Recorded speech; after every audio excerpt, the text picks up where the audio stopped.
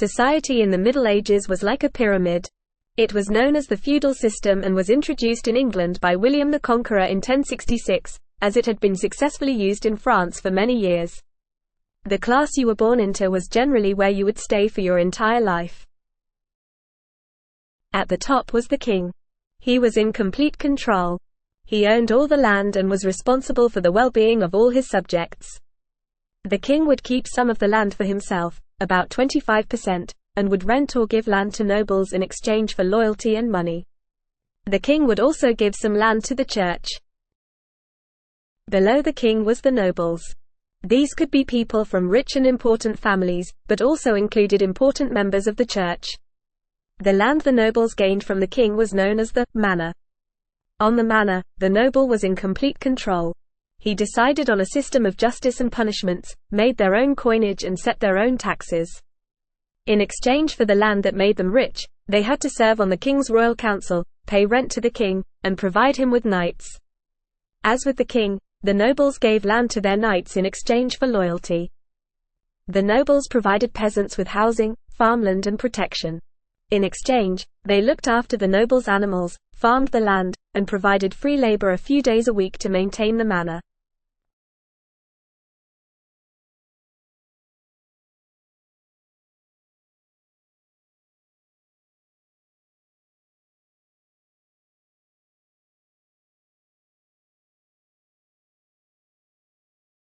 Knights were an important part of society as it was their job to protect everyone.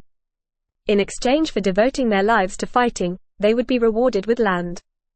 This meant that they were rich, which paid for their armor, weapons and horse, though not quite as rich as the nobles. They would use peasants to farm their land for them. Finally, at the bottom of the pyramid, were the peasants. They had a hard life, and had to work the land to provide food for everyone above them in the pyramid. Around 90% of the people in the Middle Ages were in this social class. They had very few rights and rarely left the area in which they were born. They were not technically slaves, as nobles could not buy or sell them, but most of what they produced belonged to those above them. They could also only marry with the permission of the noble they worked for. The average life expectancy for a peasant in the Middle Ages was 35 years. Women in the Middle Ages were thought of as inferior to men. This was a belief held by the church, and this spread to everyone else. Noble women were sometimes educated by private tutors and were allowed to inherit land from their husbands, though most land would pass to a son.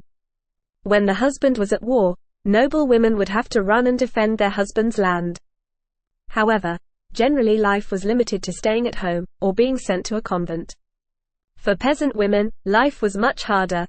They worked in the home, had children, and helped their husbands farm the land.